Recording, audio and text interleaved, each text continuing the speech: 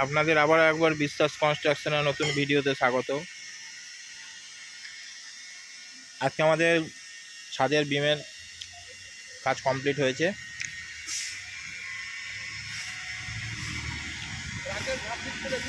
বিম বাঁধাটা সব কমপ্লিট হয়ে গেছে আমাদের ছাদে।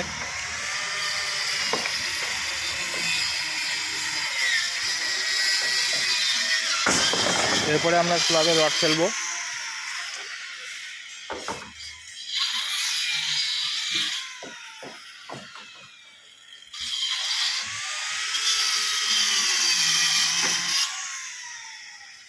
এইবার এই পাটাতনের ওপরে আমরা পলিথিন বিছাবো।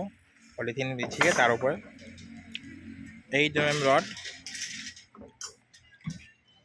কাটিং করে 5 ইঞ্চি গ্যাপে বাঁধবো।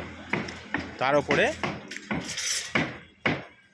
চেয়ার দিয়ে ডবল জাল হবে। পরের ভিডিওতে আপনাদের দেখাবো।